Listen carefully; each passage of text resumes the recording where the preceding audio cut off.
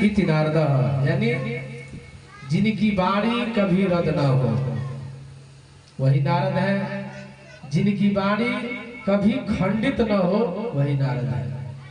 नारद जी मन में विचार किए और सीधे कैलाश पर्वत पर चले गए।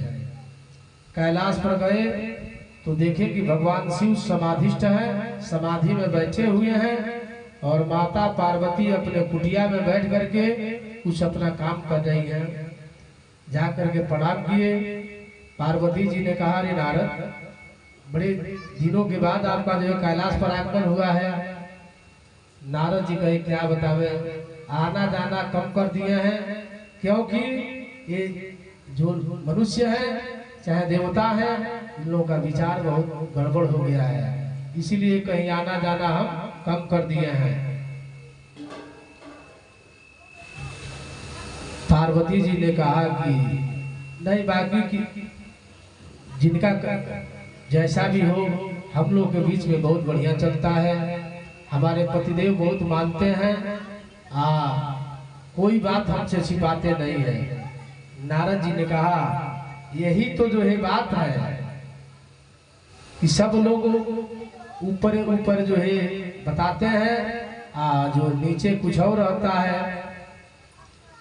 तो नारद जी से पार्वती जी ने कहा, नारद जी थोड़ा जलपान कर लीजिए। नारद जी ने कहा, नहीं, जलपान नहीं करेंगे। नारद जी ने कहा, बताइए आपका गृहस्थी ठीक चल रहा है? पार्वती जी ने कहा, हाँ, हमारा गृहस्थी तो बहुत बढ़िया चल रहा है। नारद जी ने कहा, ये बताइए कि जब भगवान शिव आपको सब कुछ बताते हैं तो गले में जो मुंड का माला पहने हैं उसको आपसे बताए हैं कि किसका मुंड का माला है? पार्वती जी ने कहा कि अभी तो हम इस पर विचार ही नहीं किए थे कि तो किसका मुंड का माला है। तो नारद जी को बस इतना ही कहना ही था कि वो मुंड का माला किसका है आपको कभी भगवान शिव ने बताया है। जैसे देखिए, झगड़ा लगाओ कभी बहुत कुछ नहीं कहे, सबरी बात कह के तनी मनी कह के वो छुपा जाए। अब कर गए बा स्त्री भाव से कातर, स्त्रियों महिलाओं का जो है स्वभाव चंचल होता है। अगर बढ़ियो बात कह दिया जा तनी मनी छुपा दिया जाओ, रुक के कह जा, उतने में कहा सुनी हो जाए। तब नारद जी कहे पार्वती जी से कि ये बताइए कि सब कुछ आपसे बताया है। पार्वती जी ने कहा कि यहाँ तक कि जो है जो गुरु जी गुरु मंत्र देते हैं, गोपनीयम गोपनीयम गोपनीयम प्रयत्नतः, यानी एकदम गोपनीय रखना चाहिए, किसी से नहीं बताना चाहिए।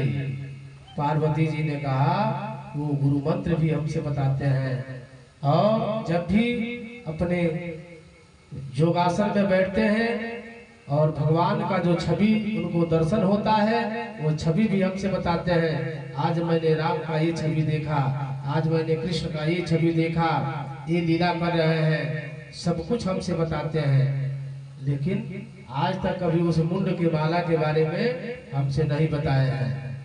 नारद जी ने कहा, ठीक है माता, हम चल रहे हैं।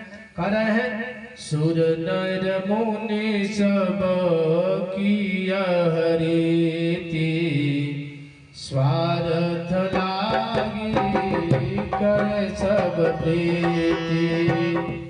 सुर नर मुनि सब किया हरिति, स्वार्थ लागी करे सब प्रीति।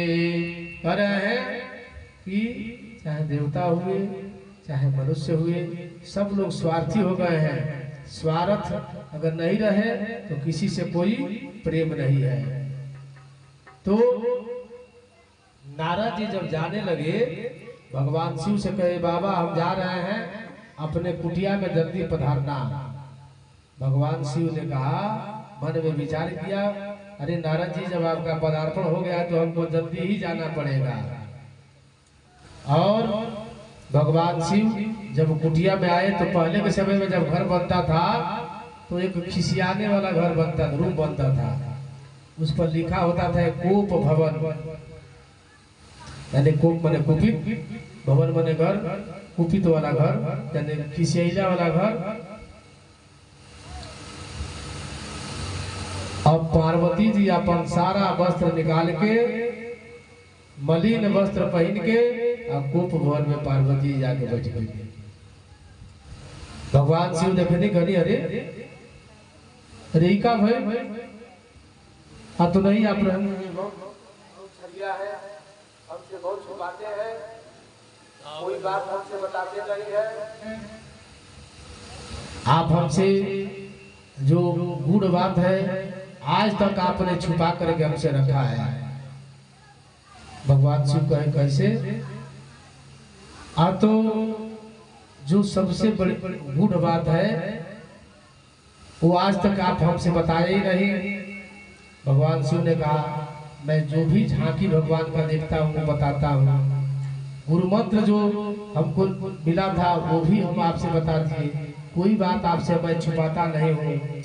पार्वती जी ने कहा ये बताइए जो ये मुंड का माला जो पहने हैं इसके बारे में आप हमसे कभी बताए हैं?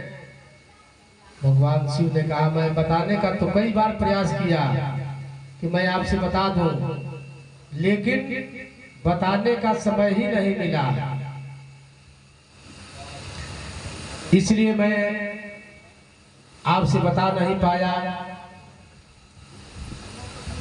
और